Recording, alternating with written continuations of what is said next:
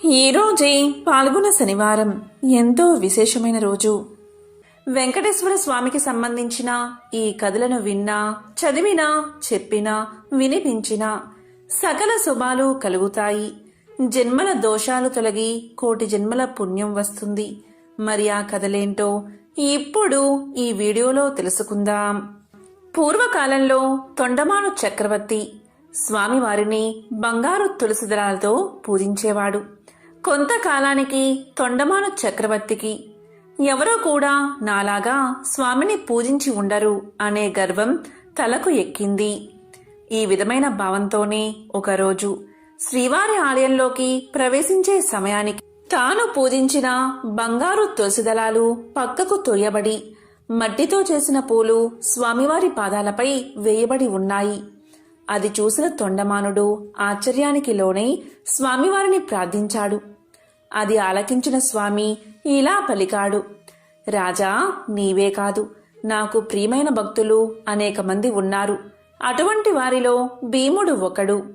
కుండలు చేసుకుని జీవించే కుమ్మరి అయిన భీముడు చెక్కతో నా విగ్రహాన్ని ఇంటిలో ప్రతిష్ఠించి ప్రతిరోజు కుండలు చేసిన తర్వాత చేతులకు అంటుకున్న మట్టితో పూలు చేసి వాటితో నన్ను పూజిస్తాడు. అవే ఈ మట్టి పువ్వులు. నాకు బంగారు పూలైనా మట్టి పూలైనా ఒక్కటే. అవి సమర్పించడం వెనుక ఉన్న భక్తే నాకు కావాల్సింది అని పలికాడు స్వామి.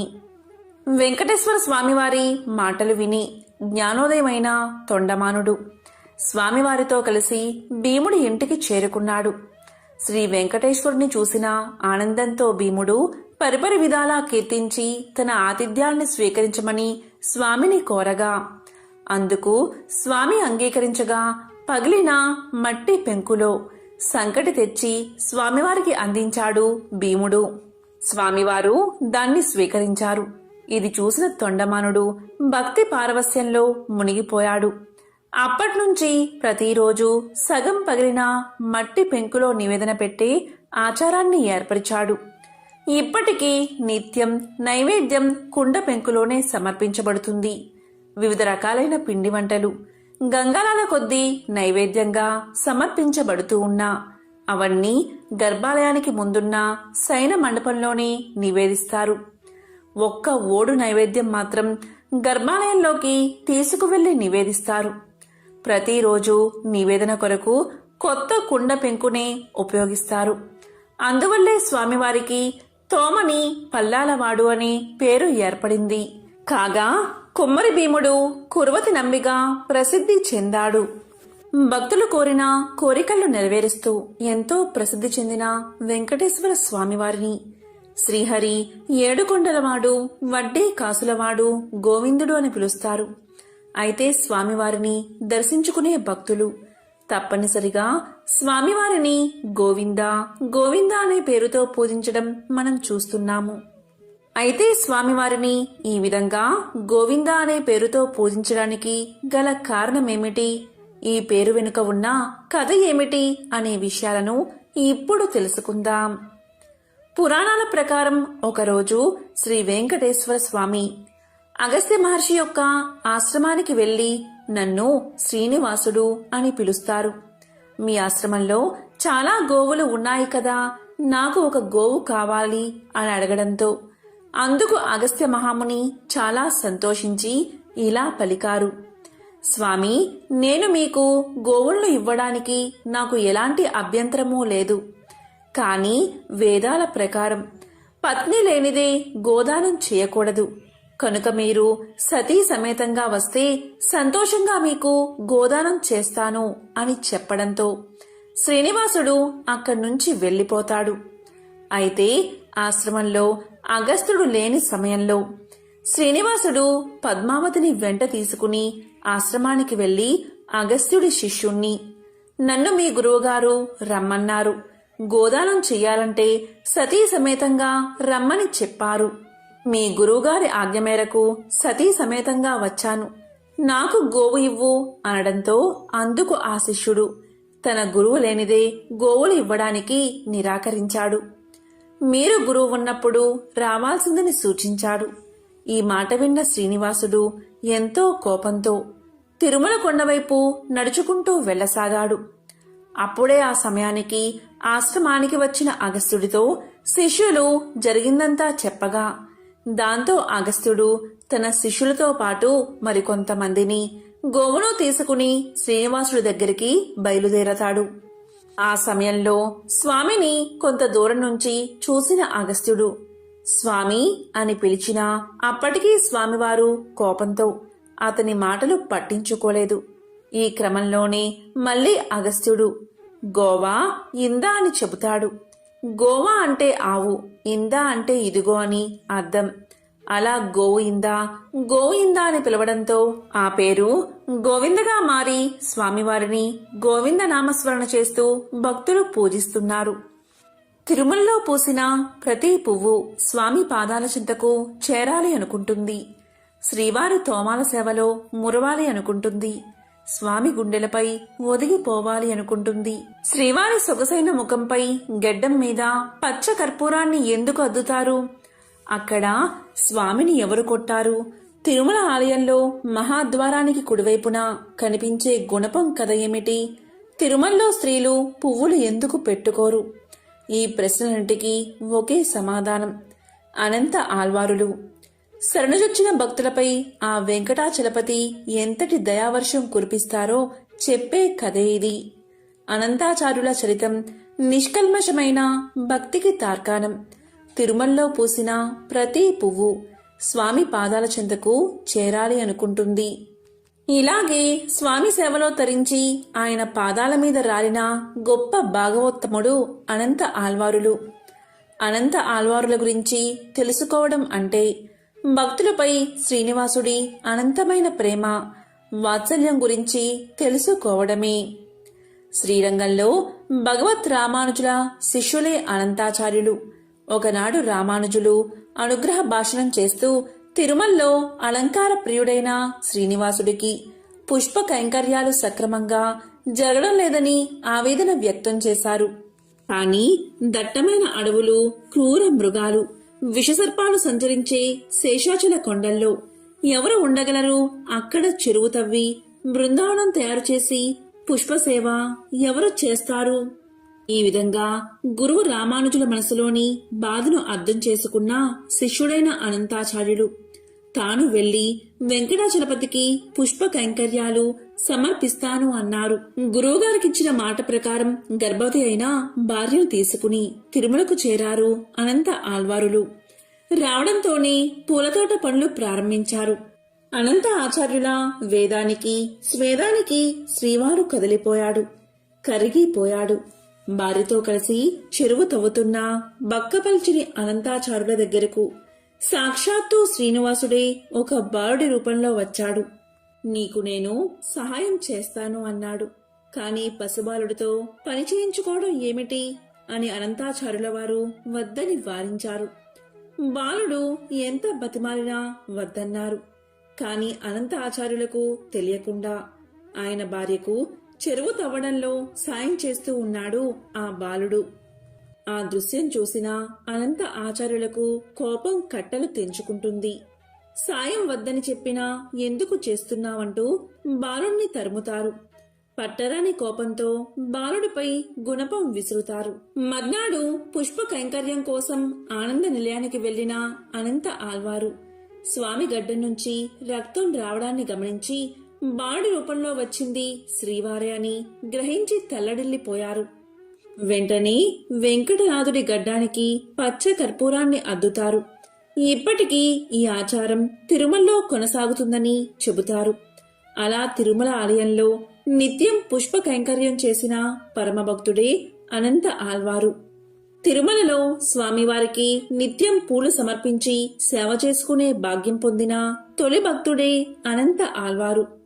గురు రామానుజుల ఆదేశాలతో శ్రీవారికి పుష్ప కైంకర్య విధానాన్ని అమలు చేసింది అనంత ఆచార్యులే. శ్రీవారి సేవ కోసం పూల సాగుకు అనంత ఆళ్వారు ఏర్పాటు చేసిన పూలవనాన్ని అనంత ఆళ్వారు తోటగా పిలుస్తారు. మల్లెలు, మందారాలు, చామంతులు, సంపెంగలు, కలువలు, కనకాంబరాలు, గులాబీలు, నంది వర్ధనాలు, బిల్వదళాలు, తులసి దళాలతో ఈ నందనవనం అలరాడుతూ ఉంటుంది. ఇప్పటికీ అనంతాచార్యుల వంశీయులు స్వామికి నిత్యం పుష్ప కైంకర్యాలను సమర్పిస్తున్నారు. తిరుమల ఆలయంలో పడి కావలి మీదుగా ఆలయ ప్రవేశం చేసినప్పుడు కుడివైపున గోడకు తగిలించి ఉన్న గడ్డపారును చూడగాని అనంత ఆల్వారులు గుర్తుకు వస్తారు. అలాగే సొగసైన స్వామి ముఖంపై చుబుకానికి అద్దిన పచ్చ కర్పూరాన్ని చూసిన అనంత ఆల్వారుల అమాయకమైన భక్తి మదిలో మెదులుతుంది. శరణాగతి తత్వానికి ప్రతీకగా నిలిచింది అనంత ఆల్వారుల జీవితం. స్వామికి సంబంధించిన మరొక విశేషమైన కథను ఇప్పుడు విందాం. పూర్వకాలంలో అవంతి దేశంలో భాగ్యనగరము అనే పట్టణం ఉండేది. పేరుకు తగినట్లుగాని ఆ పట్టణంలో భాగ్యవంతులకు కొదువలేదు. అయితే వారు తమ తమ సంపదలను చూసుకుని గర్విస్తూ మిగిలిన సామాన్యులను అతి హీనంగా చూసేవారు. ఆ ఐశ్వర్యమంతా తమ గొప్పే అని తెలుస్తూ నిత్యం పూజలు కాదు కదా, విశేష రోజుల్లో కూడా ఏ పూజలు చేసేవారు కాదు. అప్పుడు శ్రీమన్నారాయణుడికి వీరందరికీ జ్ఞానోదయం కలిగించాలని తోచింది. ఒక రోజున ధనవంతులందరూ విందు వినోదాల్లో మునిగి తేలుతున్నారు. ఆ పట్టణ తూర్పు వీధిలో కల శ్రీ లక్ష్మీనారాయణ ఆలయంలో కనీసం దీపం వెలిగించే నాదుడు కూడా కరువయ్యాడు. ఆ రోజు తొలి ఏకాదశి, అత్యంత పర్వదినం. కాని ఆ పట్టణంలో ఒక్కరు కూడా ఆ ఆలయానికి పూజాధికాలు నిర్వర్తించాలని ఆలోచించలేదు. సాయంత్రం ఉన్నట్టుండి దట్టమైన మబ్బులు కమ్ముకున్నాయి. బ్రహ్మాండమైన కుంభవృష్టి. వ్యాపారులందరి ఇల్లు నీట మునిగిపోసాగాయి. అంతా గాఢాంధకారం. తెల్లవారేసరికి ఊరంతా నేలమట్టమైంది. వ్యాపారుల ఇళ్లన్నీ కూలిపోయాయి. ఐశ్వర్యాలన్నీ పోయి చివరికి కట్టుబట్టలతో మిగిలారు. ఎందుకీ ఉపద్రవం, ఎందుకీ జలప్రలయం, ఎవరికీ అంతుపట్టలేదు. అంతలో వారికి ఒక విశేషం కనిపించింది. ఊరి చివరన ఉండే పూరిపాకలు చెక్కు చెదరకుండా ఉన్నాయి. వారికి ఆశ్చర్యం కలిగింది. ఎంత కుంభవృష్టిలోనూ ఈ పూరిపాకలు ఎలా ఉన్నాయి అని వారిలో వారు అనుకుంటూ ఉండగా ఇంతలో ఒక పెద్ద మెరుపు మెరిసింది. అప్పుడు ఆకాశవాణి ఇలా పలికింది, ఓ మూర్ఖులారా, మీ సంపదలన్నీ మీ గొప్పదనమని భావిస్తూ ఉండడం వల్లే ఇలా జరిగింది. ఆ పూరి గుడిసెలో నివసించే దేవయ్య నాకు ప్రియ భక్తుడు. అతి సామాన్యుడైన దేవయ్య ప్రతిరోజు మీ ఊరిలోని శ్రీ లక్ష్మీనారాయణ ఆలయంలో దీపం వెలిగిస్తున్నాడు. అంతేకాక ప్రతి ఏకాదశి నాడు తనకు వీలున్నంతలో శ్రీ వెంకటేశ్వర వ్రతకల్పాన్ని నిర్వర్తిస్తున్నాడు. ఆ వ్రత ఫలితంగానే తనతో పాటు ఆ గుడిసెలోని వారందరూ రక్షించబడ్డారు. మీరందరూ కూడా ఆ వ్రతం ఆచరిస్తే మీ ఐశ్వర్యాలను తిరిగి పొందగలరు అని వినిపించింది. వెంటనే వారందరూ ఆ ఆలయానికి వెళ్లి తక్షణమే అందరూ తలొక పనికి పూనుకుని శ్రీ వెంకటేశ్వర వ్రతకల్పాన్ని ఆచరించారు. ఆ వ్రత ఫలితంగా అందరి గృహాలు పూర్వరూపంలో కనిపించాయి. అది మొదలుగా ఆ వర్తకులందరూ శ్రీవారి భక్తులై ప్రతి ఏకాదశి నాడు శ్రీ వెంకటేశ్వర వ్రతకల్పాన్ని ఆచరిస్తూ బతికి ఉన్నంతకాలం సుఖ సౌభాగ్యాలతో ఉండి చివరికి ముక్తిని పొందారు అని శ్రీ వసుల వారు వివరించారు. కలియుగానికి చాలా పూర్వం సమస్త ఋషులు కలిసి కశ్యప మహర్షి నేతృత్వంలో సమాజ శ్రేయస్సు కోసం ఒక గొప్ప యాగాన్ని అంటే మహాయజ్ఞాన్ని చెయ్యాలని సంకల్పిస్తారు. ఇది మహాయజ్ఞం కావడంతో త్రిమూర్తులలో ఒకరిని ముఖ్య అతిథిగా ఆహ్వానించాలని ఋషులు భావిస్తారు. ఈ సమయంలో నారద మహర్షి తన ప్రయాణ సమయంలో భూమిపైకి వచ్చి ఋషులు చెయ్యబోయే మహాయజ్ఞం గురించి తెలుసుకుంటాడు. అప్పుడు నారదుడు ఇలా పలుకుతాడు, ఓ మహారుషులారా, ఈ యాగంతో మీరు ఎవరిని సంతోష పెట్టబోతున్నారు? మీరు పవిత్రమైన త్రిమూర్తులలో అత్యంత ఉన్నతమైన వ్యక్తిని సంతోష పెట్టబోతున్నారా? పవిత్ర త్రిమూర్తులలో ఎవరు పరమేశ్వరుడు అన్న ప్రశ్నకు ఋషులు అయోమయానికి లోనవుతారు. దీంతో వారు త్రిమూర్తులలో ఉన్నతమైన వ్యక్తిని యాగానికి ఆహ్వానించాలని తలపోస్తారు. లోక కళ్యాణం కోసం యజ్ఞం తలపెట్టిన మహర్షులు త్రిమూర్తులలో గొప్పవారెవరో నిర్ణయించమని భృగు మహర్షిని పంపుతారు. అరికాలిలో నేత్రం కారణంగా తనకు గల శక్తి పట్ల గర్వితుడై ఉన్న భృగు మహర్షి తొలుత సత్యలోకానికి చేరుకుంటాడు. అక్కడ సత్యలోకంలో వేదగానం చేస్తూ బ్రహ్మదేవుడు, ఆయన గాత్రానికి వీణానాదాన్ని అందిస్తూ సరస్వతీదేవి సంగీతంలో సంలీనులై ఉన్నారు. ఆలు మగలిద్దరూ ఒకే అనుభూతిలో లయించి ఉండగా ఆ అనునాదం అనంతమై విస్తరించింది. భృగువు రాక వారిని ఆటంకపరచలేదు. దాంతో వారు ఆయన రాకకి స్పందించలేదు. దీంతో కోపగించిన భృగువు బ్రహ్మకు భూలోకంలో ఆలయాలు ఉండవని శపిస్తాడు. ఇక అక్కడ్నుంచి కైలాసానికి వెళ్తాడు. కైలాసంలో శివ పార్వతులు నాట్యంలో లీనమై ఉన్నారు. ఆది దంపతులతో పాటు గణపతి, కుమారస్వామి సహితంగా నంది, భృంగి, రుద్రగణాలు ఆ పారవస్యంలో ఉన్నారు. ఇక్కడ కూడా భృగు మహర్షికి స్వాగత సత్కారాలు లభించలేదు. పార్వతీ పరమేశ్వరులు తాళం తప్పకుండా చేస్తున్న నాట్యం సర్వ సృష్టికి శృతి లయలు అయ్యింది. అహంకారం లేకుండా ఉండి ఉంటే భృగు మహర్షి ఆదిదేవుడు నాట్యమాపి తన్ని పలకరించే వరకు సహజంగా భక్తిగా వేచి ఉండేవాడు. కాని భృగువుకి అదనపు శక్తి ఉంది. దాని తాలూకు అహంకారం కూడా ఉంది.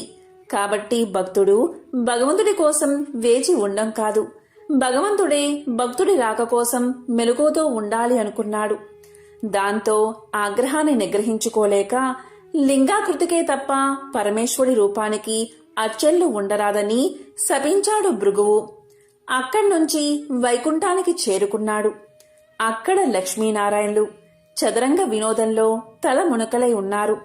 సత్యలోకంలో బ్రహ్మ సరస్వతుల హృదయాలు సంగీత భరితమైతే కైలాసంలో శివ పార్వతుల తనువులు నాట్యగతిలో లయించి ఉన్నాయి. వైకుంఠంలో లక్ష్మీ విష్ణువుల మేధస్సు పరంగా చదరంగ క్రీడలో మునిగి ఉన్నారు. సృష్టి స్థితి లయకారులం కదా అని త్రిమూర్తుల్లో ఎవరూ ఇల్లాలితో గడపడానికి సమయం లేదు, సమయం లేకుండా ఉన్నాం అనలేదు, అనుకోలేదు. క్రీడా వినోదంలో మునిగి ఉన్న శ్రీహరి శ్రీదేవులను చూశాడు భృగువు. అప్పటికే ఆగ్రహం హద్దులు దాటి ఉంది. కాలెత్తి మహావిష్ణువు వక్షస్థలంపై ఒక్క తన్ను తన్నాడు. గుండెలపై తన్నిన బిడ్డని చూసిన తండ్రిలా శాంతంగా చిరునవ్వు నవ్వాడు శ్రీహరి. భృగువుని బుజ్జగిస్తూ అతిథి సత్కారాలతో ఆజ్ఞపాద్యాలు సమర్పిస్తూ భృగువు అరికాలిలోని నేత్రాన్ని చిదిమేశాడు. అప్పటికి కాని భృగు మహర్షికి తలకెక్కిన అహంకారం మహమ్మారి దిగిపోలేదు. చేసిన తప్పిదాలు తెలిసి రాలేదు. పోగొట్టుకున్న తపశ్శక్తి నష్టం అర్థం కాలేదు. దాంతో దిమ్మ తిరిగి వాస్తవంలోకి వచ్చి పడ్డాడు భృగువు. దుఃఖిస్తూ శ్రీహరి పాదాలపై పడ్డాడు. ఆ పైన పశ్చాత్తాపంతో తపోవనానికి తరలిపోయాడు. అతన్ని ఆశీర్వదించి తిరిగి చూసిన శ్రీహరికి ఎదురుగా శోకమూర్తి అయి శ్రీలక్ష్మి నిలిచి ఉంది. తన నివాస స్థానమైన మహావిష్ణువు వక్షస్థలంపై తన్నిన భృగువుని విష్ణువు శిక్షించకుండా సమాదరించి పంపినందుకు ఆ తల్లి అవమానం చెందింది. అనునయించబోయిన శ్రీమన్నారాయణుడికి శ్రీదేవి శోకాశ్రువులే సమాధానం చెప్పాయి. బాధాతప్తమై ఆ ఇల్లాలు కన్నీటితో భర్తని విడిచిపోయింది. సిరి తనతో ఉన్నప్పుడు సర్వ సంపదలతో వైభవమూర్తే విలసిల్లిన శ్రీమన్నారాయణుడు సిరిదేవి విడిచి వెళ్లడంతో దరిద్ర నారాయణుడై అడవులు పట్టిపోయాడు. గుక్కెడు పాలకి పుట్టలో ఉండి పొదుగు వదిలిన గోమాత పుణ్యాన కడుపు నింపుకున్నాడు. దేశ దిమ్మరిలా తిరుగుతూ వకులమాలని చేరినప్పుడు సైతం ఎవరు నాయనా నీవు అంటే ఏ పేరుని చెప్పను, ఏ పేరుతో పిలిచినా పలుకుతాను, ఏ ఊరని చెప్పను, అన్ని ఊళ్ళు నావే, సిరి నుండే తల్లి ఇప్పుడు తొలగిపోయింది అంటాడు. ఆ తల్లి జాలిపడుతూ అంతే నాయనా లోకరీతి, భాగ్యమున్నంతకాలం అందరూ గౌరవిస్తారు, కలిమి కోల్పోయిన నాడు అన్నీ కోల్పోయినట్టే అంటూ కన్నబిడ్డను ఆదరించినట్లు ఆదరిస్తుంది. ఆశ్రమవాసి అయి వరహమూర్తి అనుమతి పొంది ఆశ్రితుడై జీవిస్తూ ఆకాశరాజ పుత్రి పద్మావతిని పరిణమాడాలి అనుకుంటే పైసలేవి, పెళ్లి చేసుకునేందుకు వడ్డీకి అప్పు తీసుకోవాల్సి వచ్చింది. ఒకప్పుడు సిరి సంపదలకి నెలవైనవాడు. కలకంట కంట కన్నీరొలికితే అదీ పరిస్థితి. శ్రీ వెంకటేశ్వర స్వామికి సంబంధించిన ఒక విశేషమైన కథను ఇప్పుడు విందాం. పూర్వకాలంలో మగధ సామ్రాజ్యంలో విష్ణు చిత్తుడు అనే శ్రీవారి ప్రియభక్తుడు ఉండేవాడు. అతనికి 9 మంది స్త్రీ సంతానం కలిగారు. ఎంతో పాండిత్యం ఉన్న మిక్కిలి పేదరికంతో బాధపడుతున్నాడు విష్ణు చిత్తుడు. విష్ణు చిత్తుని భార్య తారామతి. ఎల్లప్పుడూ ఆమె శ్రీమన్నారాయణ్ణి ప్రార్థిస్తూ ఉండేది. అప్పుడప్పుడు వివాహాది శుభకార్యాల పౌరోహిత్య కార్యక్రమంలో దక్షిణగా వచ్చే కొద్ది సొమ్ముతో ఎంతో కష్టాలు పడుతూ కాపురం సాగిస్తున్నారు ఆ దంపతులు. కుమార్తెలకు యుక్త వయసు వచ్చింది. తారామతికి ఎప్పుడూ వీరి వివాహం ఎలా జరిపించాలా అనే చింతగా ఉండేది. ఆ శ్రీనివాసుణ్ణి ప్రార్థిస్తూ కాలం గడుపుతూ ఉండేది తారామతి. ఓ శ్రీనివాస భక్తులారా, ఆశ్రిత జనరక్షకుడైన శ్రీ వెంకటేశ్వర స్వామివారికి తన భక్తులన్నా అపార ప్రేమ అని మనందరికీ తెలిసిందే కదా. ఇలా ఉండగా ఒకరోజు ఉదయం ఒక వృద్ధ బ్రాహ్మణుడు విష్ణుచిత్తుని ఇంటి తలుపు తట్టాడు. అయ్యా, నేను వంగదేశపు వాసిని. ఒక యజ్ఞం నిమిత్తం వెళుతూ దారి మధ్యలో ఈ దేశానికి చేరుకున్నాను. దయచేసి ఈ ఒక్కరోజు మీ ఇంట్లో ఉండనిస్తే తిరిగి రేపు ఉదయమే వెళ్లిపోతాను అని విష్ణుచిత్తుణ్ణి అర్థించాడు. అందుకు విష్ణుచిత్తులు ఇలా పలికాడు. స్వామి, అంతకు మించిన అదృష్టం మాకేముంటుంది? అతిథి సాక్షాత్తు శ్రీమన్నారాయణుడితో సమానమని మన పురాణాలు ఘోషిస్తున్నాయి కదా. తమరు ఎటువంటి సంకోచం లేకుండా మా ఇంట్లో తప్పక ఉండవలసింది అని ఆ ముసలి బ్రాహ్మణుణ్ణి లోపలికి తీసుకువచ్చి సపర చర్యలు చేశాడు. ఆ రోజు మధ్యాహ్నం భోజనం చేసిన తర్వాత ఆ వృద్ధ బ్రాహ్మణుడు తారామతితో ఇలా అంటాడు. ఏమమ్మా, దిగాలుగా ఉన్నావు? ఏమిటి నీ బాధ?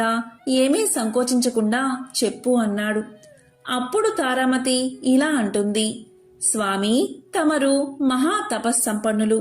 తేజస్సులో సాక్షాత్తు ఆ వైకుంఠవాసుని మాదిరిగా ఉన్నారు. మీ వద్ద దాచేదేముంది? నా మనోవ్యదంతా నా పుత్రికల వివాహం గురించే అని విన్నవించుకుంది. అంతటా ఆ విప్రోత్తముడు చిరునవ్వు నవ్వి ఇలా అన్నాడు. తల్లి, నీ బాధ నేను గ్రహించాను. నీ కష్టాలన్నీ తొలగిపోయి కుమార్తెలకు శుభప్రదంగా వివాహం అవ్వడానికి ఒక అద్భుత వ్రతాన్ని నీకు తెలియచేస్తాను. ఆ వ్రతాన్ని ఆచరిస్తే మీ కష్టాలు పటాపంచలైపోతాయి. శ్రీ వెంకటేశ్వర వ్రతము అనే వ్రతం మిక్కిలి సులభతరం అని చెప్పి ఆ వ్రత విధానమంతా ఆ దంపతులకు వివరించాడు. అంతటా విష్ణుచిత్తుడు ఇలా పలికాడు. స్వామి, మహా సంతోషం. ఇంతకు మించిన భాగ్యం ఏముంటుంది మాకు? ఎన్నో రోజులు ఎందుకు, శుభస్థ శీఘ్రమని పెద్దలు అన్నారు కదా. ఈ రోజే ఎంతో మంచి రోజు. ఈ రోజు తమరు చెప్పిన శ్రీ వెంకటేశ్వర వ్రతాన్ని ఆచరిస్తాము అని విష్ణుచిత్తులు తారామతి దంపతులిద్దరూ తన కుమార్తెలందరితో కలిసి ఆ రోజు సాయంకాలమే బంధుమిత్రులను పిలుచుకుని శ్రీ వెంకటేశ్వర వ్రతాన్ని అత్యంత భక్తి శ్రద్ధలతో ఆచరించారు. వచ్చిన భక్తులందరూ వ్రతం పూర్తయిన తర్వాత తీర్థ ప్రసాదాలు స్వీకరించి తమ తమ గృహాలకు వెళ్లిపోయారు. అప్పుడు విష్ణు చిత్తులవారు భార్యా సమేతంగా ఆ బ్రాహ్మణోత్తముడికి పాద నమస్కారం చేసి తమ దంపతులను ఆశీర్వదించవలసిందిగా వేడుకున్నారు. అప్పుడా బ్రాహ్మణోత్తముడు వ్రత తీర్థ ప్రసాదాలు తాను స్వీకరించి మనోభీష్టా సిద్ధిరస్తు, శ్రీ లక్ష్మీ శ్రీనివాస కటాక్ష సిద్ధిరస్తు అని ఆశీర్వదించాడు. ఇంతలో చీకటిపడి నిద్రా సమయం అయింది. అంతటా విష్ణుచిత్తుడు ఆ బ్రాహ్మణుడికి ఒక చిరిగిన దుప్పటిని ఇచ్చి కన్నీళ్ల పర్యంతంగా ఇలా పలికాడు. స్వామి, కడుపేదనైనా నా వద్ద ఇంతకు మించి మంచి దుప్పటి లేదు. ఈ రాత్రికి నన్ను క్షమించి దీని యందే పడుకోండి అని వేడుకున్నాడు. అందుకు ఆ బ్రాహ్మణుడు చిరునవ్వు నవ్వి ఇలా అన్నాడు. విష్ణుచిత్త, ఏమీ బాధపడకు. నేను బయట వసారాలో పడుకుంటాను అని చెప్తాడు. కొద్దిసేపటికే అందరూ కూడా నిద్రలోకి జారుకున్నారు. రాత్రి 4వ జామున ఉరుములు మెరుపులతో పెద్ద వర్షం కురిసింది. అంతా కటిక చీకటి. గాఢాంధకారంలో కంటికి ఏమీ కనబడట్లేదు. విష్ణుచిత్తునికి బయట పడుకున్న ఆ ముసలి బ్రాహ్మణుడు ఎలా ఉన్నాడో అని బెంగగా ఉంది. కాని ఈ గాఢాంధకారంలో ఏమీ కనిపించక ఎప్పుడెప్పుడు తెల్లవారుతుందా అని ఆ రాత్రి గడిపాడు విష్ణుచిత్తుడు. ఆ కుటుంబమంతా. ఇంతలో తెల్లారింది. వాన తేలికపడింది. బయట బ్రాహ్మణుడు ఏమయ్యాడో, ఎంత బాధపడ్డాడో అనుకుంటూ బయటకు వచ్చిన ఆ దంపతులకు అద్భుత దృశ్యం కనిపించింది. అక్కడ విప్రోత్తముడు లేడు. చిరిగిన దుప్పటి స్థానంలో పట్టు పీతాంబరం ఉంది. ఆ పీతాంబరంపై శ్రీ వెంకటేశ్వర స్వామివారి విగ్రహం చిరునవ్వుతో కనిపించింది. జరిగినదంతా ఆ దంపతులకు అర్థమైంది. వారి ఆనందానికి అవధులు లేవు. వచ్చింది సాక్షాత్తు ఆ శ్రీమన్నారాయణుడే. ఆహా, ఏమి మన భాగ్యము! కాని ఆ స్వామివారిని గ్రహించలేకపోయామే, చివరికి చినిగిన దుప్పటి ఇచ్చామే అని తలుస్తూ శ్రీ స్వామివారి విగ్రహాన్ని కళ్ళకు అద్దుకుని ఇంట్లోకి వచ్చారు. ఇల్లంతా స్వర్ణమయంగా కనిపించింది. అంతటా ధనరాశులే. ఆహా, శ్రీ వెంకటేశ్వర స్వామివారి వ్రతకల్ప మహత్యం వల్ల కదా ఇదంతా జరిగింది అని ఆ స్వామిని అనేక విధాలా స్తుతించారు. చూసారా, సాక్షాత్తు శ్రీ స్వామివారే ఆ భక్తుడి ఇంటికి అతిథి రూపంలో వచ్చి వ్రత విధానం చెప్పడమే కాకుండా తీర్థ ప్రసాదాలు కూడా తానే స్వయంగా స్వీకరించాడు. శ్రీ స్వామివారు అంతటి కరుణామయుడు. ఎవరైతే భక్తి శ్రద్ధలతో ఈ వ్రతాన్ని ఆచరిస్తారో వారింటికి తానే స్వయంగా ఏదో రూపంలో తప్పక వస్తాడు. మీరందరూ కూడా ఈ వ్రతాన్ని ఆచరించి స్వామివారి కరుణా కటాక్షాలు పొందండి. శ్రీ లక్ష్మీ శ్రీనివాస కటాక్ష సిద్ధిరస్తు అని విశ్వామిత్రుల వారు ముళ్లకు తెలియచేశారు. శ్రీ వెంకటేశ్వరాయ నమః అనేది వెంకటేశుడి మంత్రం. ఈ అష్టాక్షరి మంత్రం గురించి మాతృశ్రీ వెంగమాంబ రాసిన శ్రీ వెంకటాచల మహత్యం అన్న గ్రంథంలోని తృతీయ ఆశ్వాసం 177వ పుటలో శ్రీ వెంకటేశ్వరాయ నమః అనే అష్టాక్షరి మంత్రం గురించి ప్రస్తావించారు. శ్రీనివాసుడు ఈ మంత్రాన్ని ఓంకారపూర్వకంగా జపించవచ్చునని అందులో పేర్కొన్నారు. గురుముఖంగా మంత్రం గ్రహించి శ్రీ వెంకటేశ్వరాయ నమః అనే స్వామివారి మంత్రాన్ని జపిస్తే కృతార్థత సిద్ధిస్తుందని ప్రతీతి. కేవలం శ్రీ శ్రీనివాసుడి నామజపం కూడా అష్టాక్షరి మంత్రమంతటి ఫలితాన్ని ఇస్తుంది. ఎవరైతే భక్తి శ్రద్ధలతో ఈ వ్రతాన్ని ఆచరిస్తారో వారింటికి తానే స్వయంగా ఏదో ఒక రూపంలో తప్పకుండా వస్తారు. మీరందరూ కూడా శ్రీ వెంకటేశ్వర స్వామివారి వ్రతాన్ని ఆచరించి స్వామివారి కరుణా కటాక్షాలను పొందండి. శ్రీ లక్ష్మీ శ్రీనివాస కటాక్ష సిద్ధిరస్తు అని విశ్వామిత్రుల వారు దీన్ని సెలవిచ్చారు. ఎంతో పవిత్రమైన విశేషమైన ఈ రోజు ఈ కథలను విన్నా, చదివినా, చెప్పినా, వినిపించినా సకల శుభాలు కలుగుతాయి. జన్మల దోషాలు తొలగి కోటి జన్మల పుణ్యం వస్తుంది. ఓం నమో వెంకటేశాయ. ఓం నమః శివాయ.